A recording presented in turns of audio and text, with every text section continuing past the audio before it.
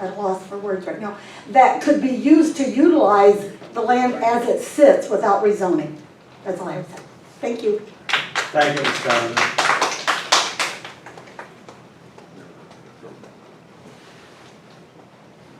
Is there anyone else in the audience? I have another comment if I may, please. I'd like to make sure everybody has a chance, please. First is Mr. Taylor.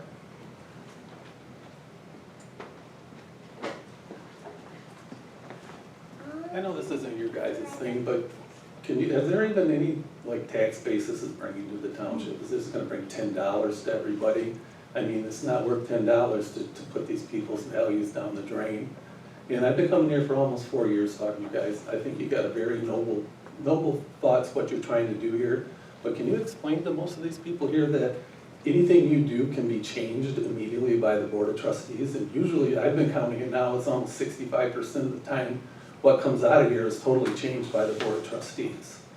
And that, I think everybody needs to know that, you know, because these are the people that need to be coming down to the board meetings, the trustees meetings. And if the people don't do what they need to be doing in the trustees, they need to be voted out, or something happening sooner than that, you know, to change this stuff. And I've talked to you, and I've talked to people on this board. There's nobody on the Board of Trustees that has anything to do with planning. You guys are all professionals, that's why you're here. I don't ever hear any comments from you guys when these projects get changed from what you said were supposed to be. What you said was, this is the way it is, we put it in writing, then the Board of Trustees comes up here. No, we're changing everything you said, we're going against you. And that's the stuff you guys need to be speaking up about. You know, I appreciate if you could just talk to these people. They don't know what they're doing. You do. They have no clue about planning. You do. You're the professional. So please, could you put that in these people's ears, what you think's right and what is wrong when they do change this stuff that's in writing? That's all I got to say. Thank you. All right, thank you, Mr. Taylor.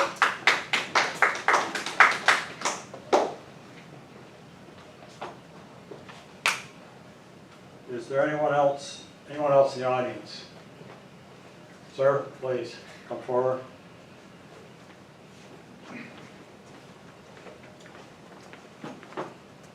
Hi, my name is Damon Gray. I'm sorry, it helps the secretary if we make sure we get it. Damon Gray. David Yeah, Gray. Damongray. All right, thank you, Mr. Gray. I also live on Floyd McFall, and I want to agree with everyone else. I'm opposed to this because of obvious reasons to health, our lower property value. It's unsightly. I mean, it's huge, and we don't need it. And to put it right in between, there's homes basically all around this thing, and it just doesn't make sense to me. When obviously I look around and I see several farms that I would think a farmer would probably appreciate a monthly income where it could be pushed way back away from the homes and, you know, just out of sight a lot more.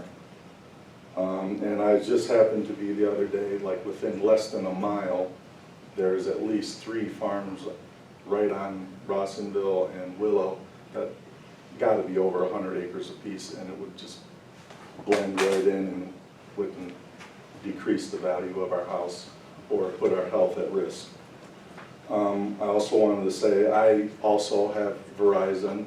I've lived at my home for 24 years, and I've had it ever since. I've put up with the poor service. I have a booster in my home, otherwise I can't get a cell signal at all. And I would still rather deal with the boosters and poor cell reception than have this monstrosity right there. So, thank you. Thank you, Mr. Gray. Is there anyone else in the audience?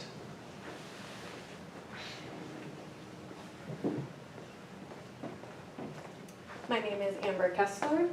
I live on Floyd McFall Drive. I have lived there for 10 years. Pretty much everybody has already said all the things that I feel strongly about. I oppose this tower. I have a small child. I personally know 8 small children that live in maybe less than 400-mile radius, or 400 feet radius. I emailed you the PubMed studies already on the health and safety risks of the tower. Leukemia, cancer. I can also send you multiple studies from other countries as well that have done more in-depth research than the United States has.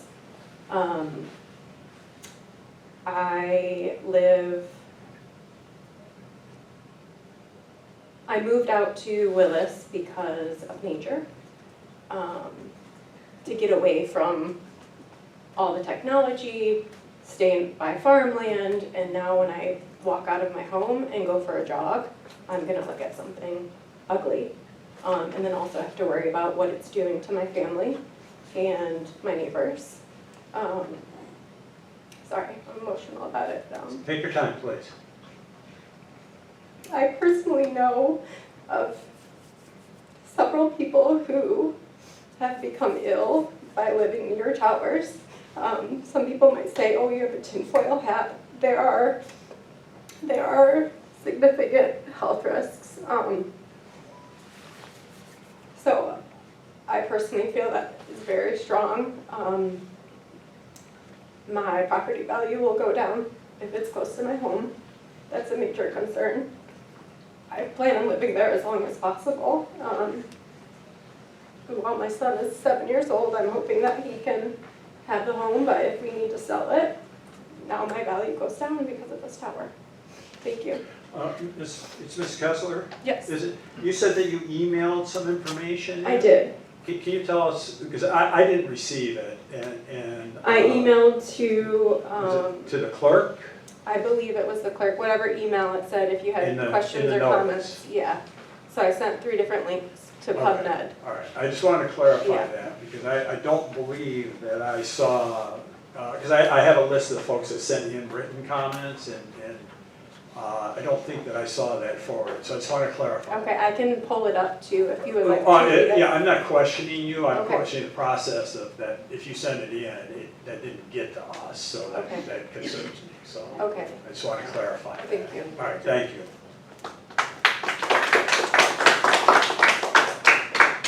Is there anyone else in the audience? We want to make sure, get everybody has a chance first, please. Is there anyone else in the audience?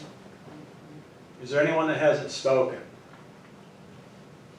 All right, the rules of order do allow me some leeway here.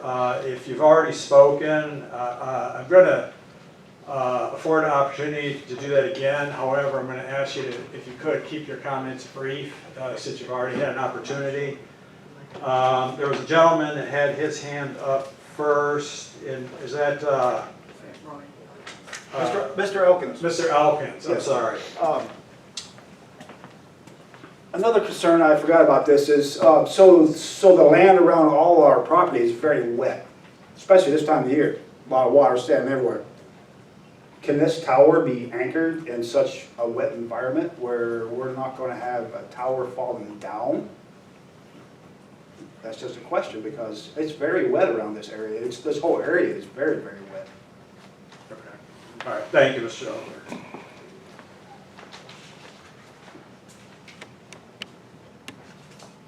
All right, I think, is it Mrs. Klein? Yes, Please, if you could come forward to the microphone, I please. just wanted to let you know, I also emailed and attached, I did have your information, and once all the verbal comments were done, I was going to note the folks that had sent in written okay, comments. there is 3 links for the departmental medicine in that as well. Okay, thank you.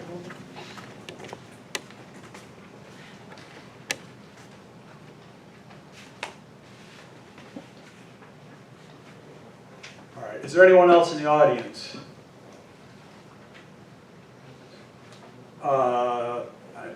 I'm sorry, is it Mr. Woods? Yes, Okay, please, if you could come forward. Again, I'm going to ask you to please keep it brief, since you've already spoken. yes, sir, I will. I just, with these comments, just to follow up, if you could please find out and tell us what those others mean on that map. Does that mean someone else? It says by others, and to me that tells me that they're gonna lease more room on that particular tower to someone else. Okay. And I think that's it that I have. Yes. All right, thank you, Mr. Woods. All right, final call from the audience. All right, I'm gonna close the in-person comments, and I want to note that we received written comments from Heidi Graham with opposition to the tower.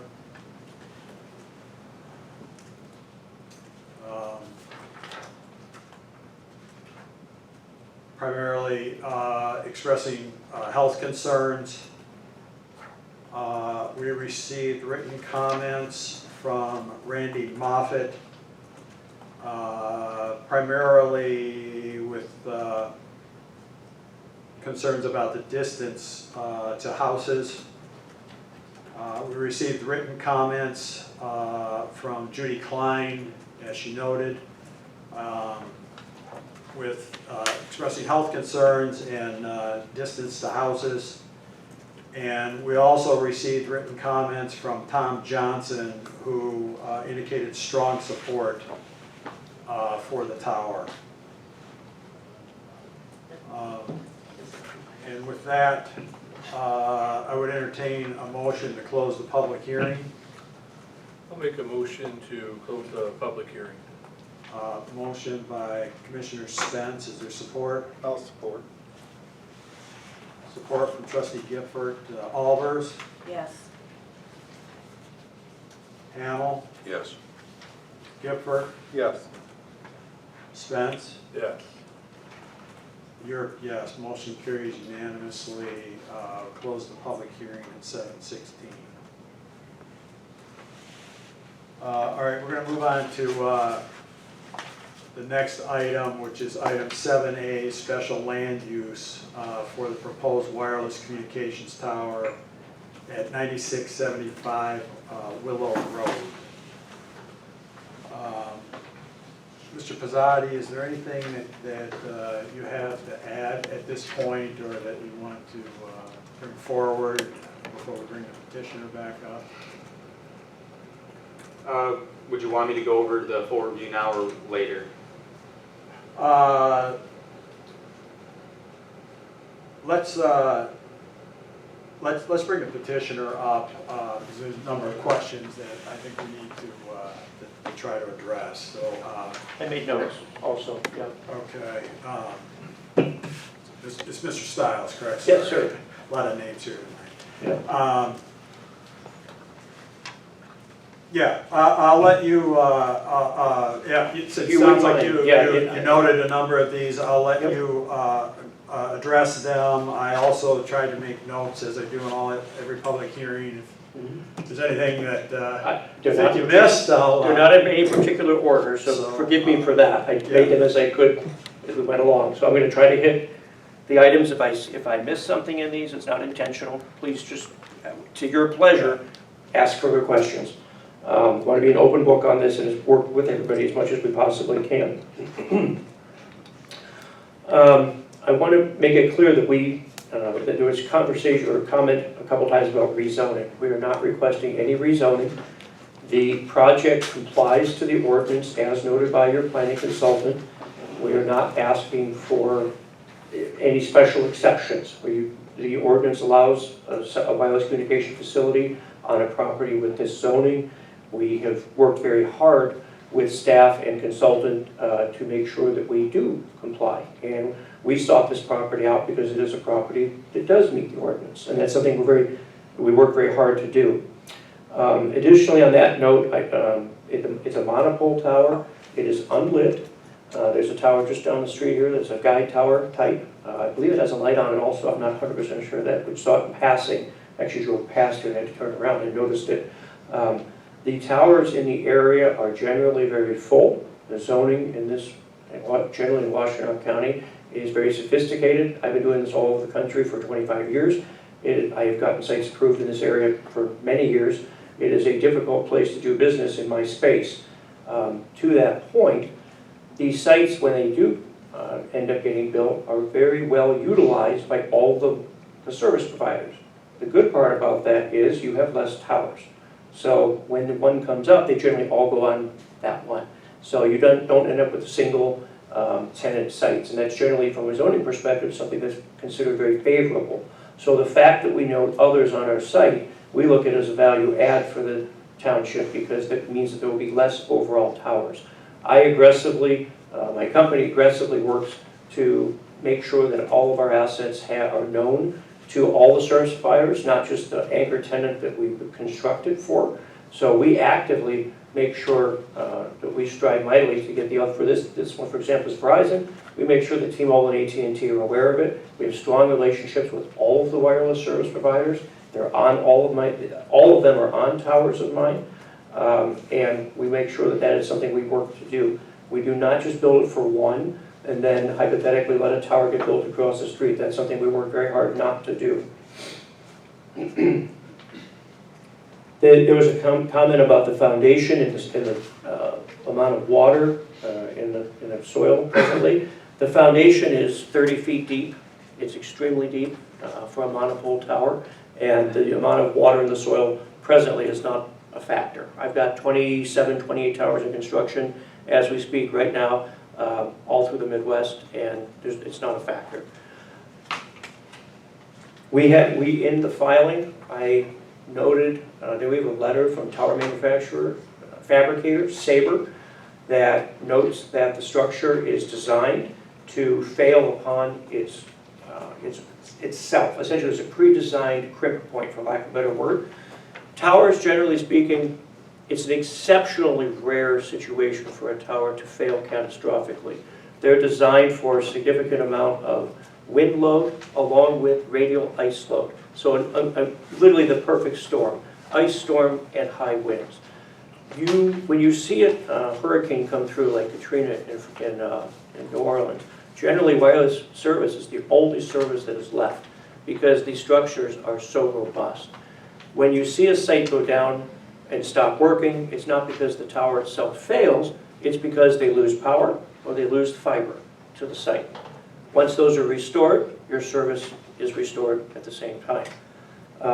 For this location, because of the concern and the ordinance is so strict on distance to lot line and existing residences, we made sure that we had that letter on file to show that we went above and beyond to make sure that this site, in an exceptionally rare situation of failure, would fail upon itself and not be like a toothpick out of the ground and fall like that, or if you cut a tree down.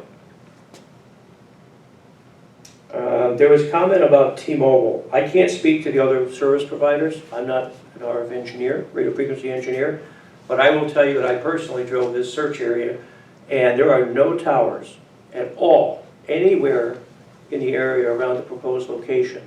There are towers a couple miles away to the north and then to the east and west. All of them have essentially all of the service providers on those sites. There's no single T-Mobile tower anywhere in the search area, as we call it. So if anyone is getting T-Mobile service, I suspect it's because perhaps you have the T-Mobile at home product. I know that anecdotally, I think that runs on Wi-Fi, but there is no other tower that Verizon could place their equipment on. Similarly, there's no other tower that any other service provider has in this area. There was a lot of discussion about why the site is needed, and I live in an area very similar to this. That's my wife, by the way. She also works with me. We have young children. I lived for 13 years in inner part of Cleveland. There were 2 towers within 800 feet of my house. I sold my house for 50% more than I bought it for 13 years later. There is no deleterious impact by wireless communication facilities. In fact, if you talk to realtors, a lot of them tell you anecdotally, the first thing people do when they look at a home is, does my phone work? It absolutely does occur. Because you live in the city, not the country. We're not going to Depends. have back and forth. I'm just giving an anecdotal response on the property values. The other thing that is important to remember here is Verizon, in this case, is obligated by by the FCC and the licenses that they have been granted by the FCC to provide robust, reliable service in all areas of the licensed geography. They must do it. It is not an optional thing. They don't have the luxury to say, well, this is a pastoral rural area, we're just going to skip it. They can't do that. They literally must provide reliable, safe service for emergency 911, for communications, for commerce. These are things that have been determined at a national level are priorities. So they don't have the ability to just pick and choose where they're going to put sites. They have an obligation to make sure that their licenses, that the requirements for the licenses are being met. And then I would also submit to you the Telecommunications Act of 1996, which you may be aware of, precludes local zoning boards from using health effects or any impacts, positive or negative, as a basis for making a land use decision. And I say that with all due respect and all due appreciation for a lot of the commentary that's been made tonight. And I respectfully submit that to you and encourage you to double, if you want to check with your legal counsel, they will certainly verify that for you. Other than that, if I missed anything, I'm more than happy to go back and answer any further questions.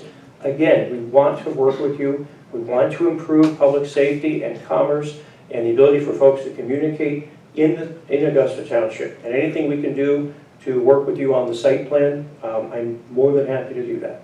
Thank you. Thank you, Mr. Stiles. I'm going to ask you to just stay there. I'm happy to, Yeah. sure. You're very formal. I didn't want to do it the wrong way. No, you're the petitioner now. There's going to be a lot of Okay, questions. absolutely. Stuff going back and forth at this point, so. Mhm.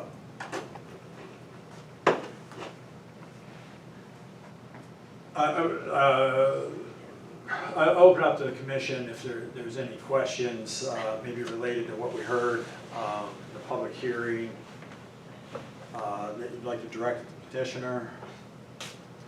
I have a number of questions, but they're more related to, in my mind, to the site plan review when we get to that portion. So I have a couple of questions. Commissioner Albers? What did you mean by this area being problematic? Like, when you first started speaking, you talked about, I interpreted it as it being difficult to install cell towers in these areas. Why? Am I understanding your statement correctly? Sure. Yes, I was speaking from my personal experience, 25 years in the business. And yes, the zoning standards, the land use planning standards are very sophisticated, generally speaking, in Washington County. Like I said, I've done this all over the country for a very long time. It's very routine for even smaller townships and municipalities to have outside planning consultants. When you do this in a lot of other parts of the country, that's just not the case. So yes, and the rigorous review, you saw the multi-page review that Mr. Pizzotti put together. That's just not something you see every day. That was my only point of making that comment. Okay.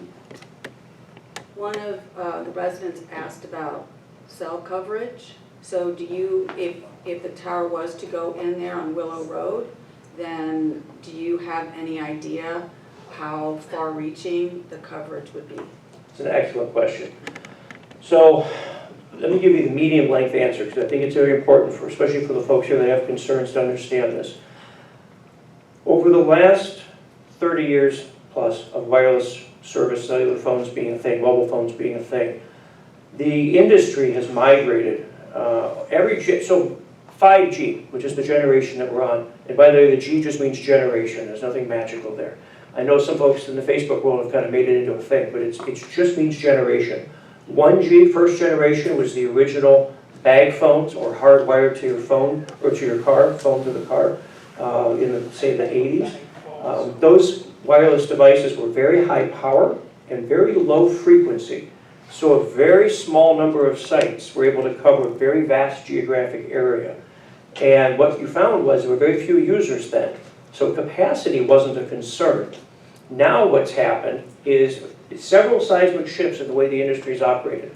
One, the number of users has skyrocketed in the last 30 years. I see there's one of the trustees here has 2 phones stacked up. It's very common. The number of handsets out there is very, very high. So they need more sites to be developed to handle the capacity. But simultaneously what's happened is the frequency has gone way up from 600 megahertz a very long time ago, which propagate very far and penetrate buildings very effectively. Now you're over 2200 megahertz for modern wireless networks. What's really great about that is that lets you do data. That's what makes your Facebook work, that's what makes all the browsing work. You want to put your picks in for fantasy football at 12:50, just before the 1 o'clock cutoff. That's what lets you do that in a robust, quick fashion. However, to get back to your question, sites that are operating at 2200 megahertz, the footprint, geographic footprint of what that site sees, so to speak, or covers, is much smaller than one that's at a lower frequency. So a site like this will have an effective service improvement, high quality service improvement of probably about 2-mile radius. And that's why I said in my opening remarks, this site is to help specifically and only for Augusta Township. It's not trying to cover some other place from here. It's literally to service the residents and users here. And I would also note for you that another major change in wireless network usage is now 80+% of mobile traffic is driven within 4 walls. People are using their phones at home. They're using them at home offices. People have flexible work from home. Even if they have an office or a place of work that's somewhere else, they may get 1 or 2 days a week they can work from home. Having reliable service at home is a huge driver. These types of sites are extremely expensive to build. It's going to cost me over $500,000 to put this site up. Verizon signs a 30-year commitment with me to go on this asset. Neither them nor me would undertake this if there wasn't a strong demand argument or case to be had. And Verizon only issues us search areas where they have a high threshold of need. They do not build them out of convenience, and they're very complex undertakings. So please know that when one is proposed, it is because of all the remarks you heard prior from so many residents saying, yes, my phone doesn't work. Well, that's a problem. And there needs to be robust public safety, needs to be robust ability for communication, for commerce. So I understand what the residents are saying, and I really appreciate that. But I just want you to understand that when a site like this is proposed, it's because Verizon has an obligation to fill that area of weak service. But what is it about this particular location that is attractive to North Star and Verizon? We, as one of the residents said, we do have a lot of open spaces out here that would put a tower like that away. My concern is this one section is agricultural. I know there's a conservation part and an agricultural. So there's a lot of land behind it, right? So you think about the future of the township and growth, if that particular landowner wanted to develop. Some people don't mind living next to an industrial solar plant. Some people don't mind living, but there are a lot of people, as you heard tonight, that move out to this location for the reason of nature and peace and quiet. So what was it about this Willow Road? I know that this homeowner wasn't the only one that was extended an offer. Because we received an email from a resident that couldn't make it tonight. She also received an offer and, declined the money because of her health concerns. Sure. So how the industry works is a wireless network operator, in this case Verizon for us, they have very sophisticated radio frequency or RF modeling software, and they also have heat maps that determine where people are having issues with their network, where they cannot connect, where they have dropped calls. They have other issues, low data, what they call latency. So the speed at which you can communicate from the handset to the nearest cell site is very protracted, very long, and that causes connectivity issues, and they are able to monitor this and track this. So then they issue what's called a search ring or search area to a company like us, and we go and we do a lot of research. We look at the zoning codes. The first thing we do, where is the spot that the zoning code in that community will allow a site? And if so, what height? And then we work with local landowners that are within the area that we've determined is zonable. That's the term we use, that it's potentially approvable in zoning. Then if we get landowners interested, then we always contact multiple ones if there are multiple, because not everybody will say yes. Sometimes we get a lot of yeses, sometimes we don't. In this case, we secured a lease on a property that we felt was zonable, and that's why we're here tonight. But we do contact multiple landowners. That does happen all the time. So when we get that location determined that it's zonable and there's a willing landowner, then we present it to the network operator, in this case Verizon, and their engineering team will say, yes, this does work. A site of this height at this coordinate location will help the network. And then if that's the case, then we proceed forward into our due diligence. Does that answer your question, or? It does. Oh, and one other thing. You mentioned something about picking, so there's a real challenge in what we do. So you mentioned an open property. I can't tell you how many times I've probably done 1,000 of these zoning hearings in my career. If I bring a site on a clear field, folks will say, well, why didn't you put it on the wooded property across the street, because then it's concealed. If I put it on a wooded property, people say, well, I don't want it on the wooded property, can you put it on the open farmland? So you have this natural tension, you can never get the perfect spot. But this location was very attractive because it is wooded and there's a lot of, obviously you can never conceal the entire facility, I'm not suggesting that. But with the mature vegetation on this particular property, you do conceal a whole bunch of the ground equipment. And by the way, just to be clear, the only reason I had not included landscaping on this site plan was not to save a nickel. It was because there's so much mature ground vegetation already, but more than happy to add more if it makes sense. Just know that. So, and I guess my last question really about location. We don't have a lot of industry, and we don't have, downtowns to speak of, but we do have a few. Is it not feasible to put a tower like that on a business if a business within the township would be willing to house it? Here's the challenge. Remember I told you there's a search area that's created? Yeah. We only can look for a site where they need to be, where Verizon, where their engineers say that they need to be. And just because there's a location that might be, let's just say hypothetically zoned light industrial or business, and have a different type of land use on it, than say what the property that we're proposing here, it may not align with where the network needs the site to be. So our search area was only about a quarter mile, and it was very much centered on this area. So that's why we're where we're at. There are a couple sites, as I mentioned before, that a couple miles to the outside that ring this area, and some of those are on locations like that. But in this particular case, we have to get the site near the users that are having the problems, which we've heard people here mention many times that the performance is very poor in this particular area. So finding a location in this small geographic search area is the challenge. I think the other issue is that I don't have very many 200-foot tall buildings in the township. Oh, I guess sometimes, like I said, I've done this so much, sometimes I